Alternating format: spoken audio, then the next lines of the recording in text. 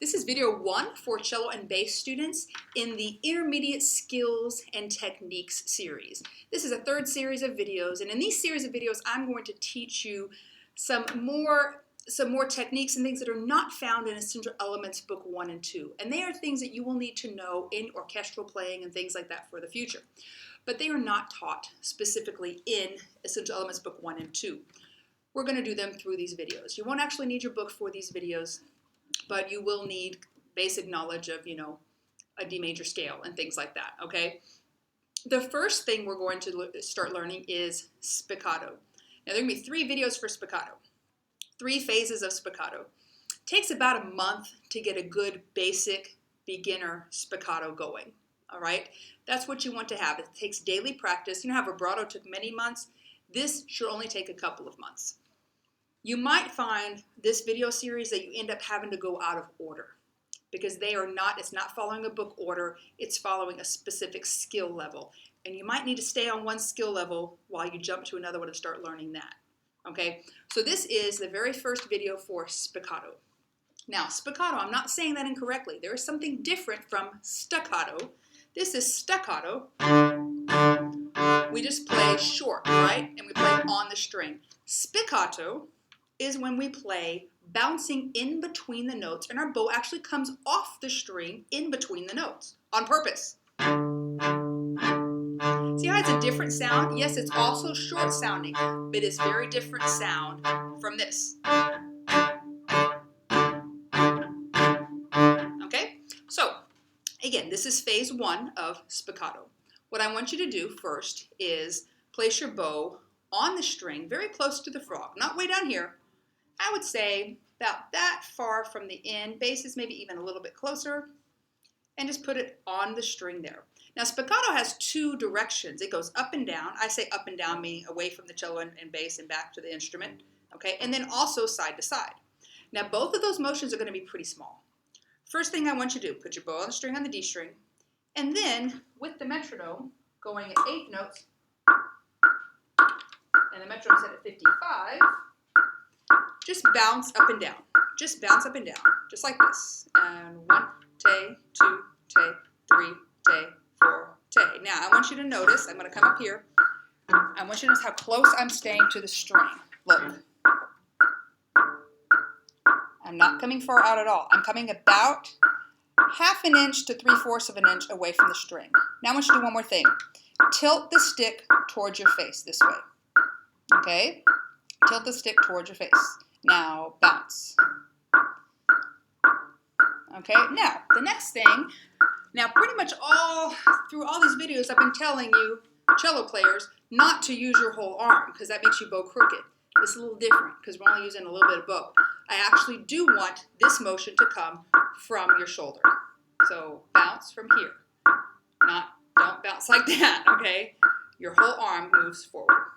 Just doesn't move very far because we're only coming about that far off the string. So, try it again. Bounce, bow on the string, tilt it towards your face, and now from your shoulder, pull up and back. Go. Bounce, tay, 2, tay, 3, tay, 4, tay. Now I want you to look and see. Are you staying this close to the string? Stay that close to the string. Very close to the string. Tilt your bow. Are you hitting just the D string? Okay, now what I want you to do is play now for one measure. Now what are we going to do to play? We're going to keep that bouncing motion, but we're going to add the sideways motion. Don't go very far sideways, only about that much bow and only about that far off the string.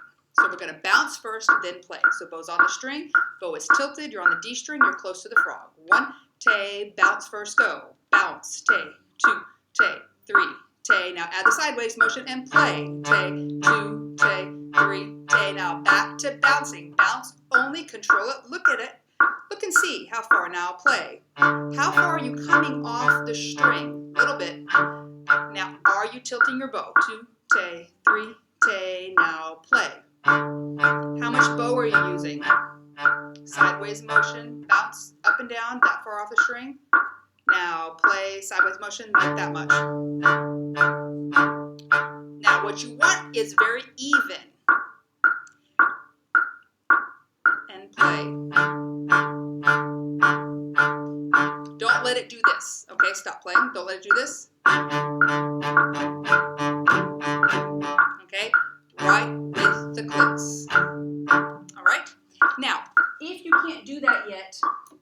video, set your own metronome at 55, and practice. You can bounce for a measure and play for a measure.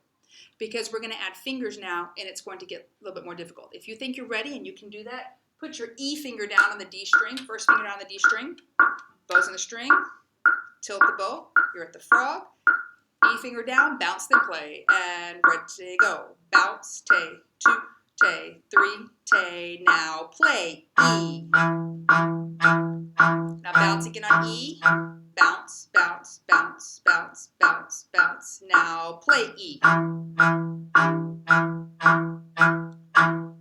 Okay? Now, once you're good at that, then phase 1, getting through phase 1, is being able to play all the way up the D major scale, just up, bounce for a measure, play for a measure, bounce for a measure, play for a measure.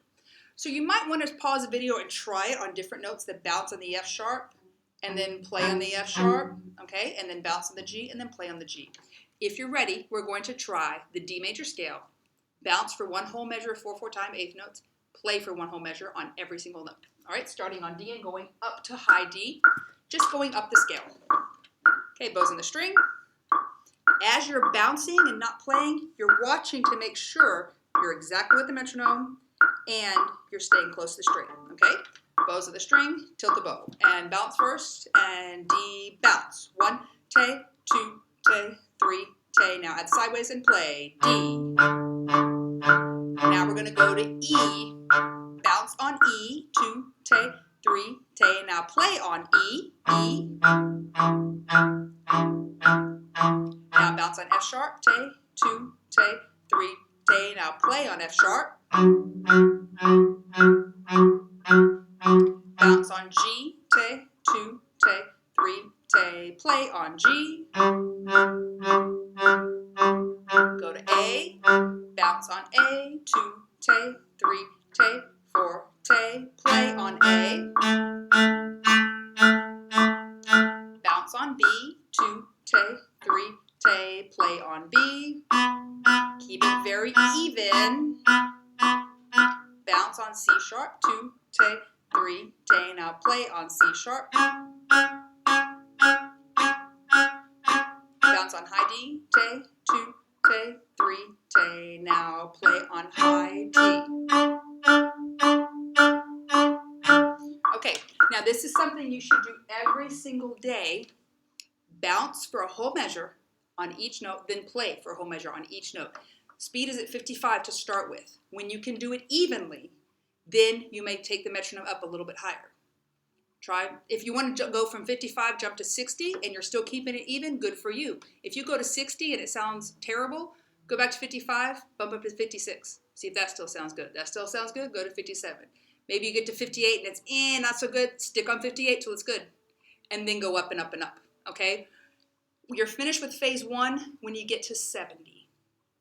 Ideally, that takes about a week of doing it every single day. And do not go faster until you are even and with a good core sound, not the noise. We don't want this. If you sound like this, way too big emotion. Look how far, I'm this far off the string, and I'm using that much direction going side to side. Control it. And very even, none of this. Okay, and none of this either. I'm keeping in time, but I'm not even sounding. They need to sound even. All right, get that up to 70, and then you're ready for phase 2.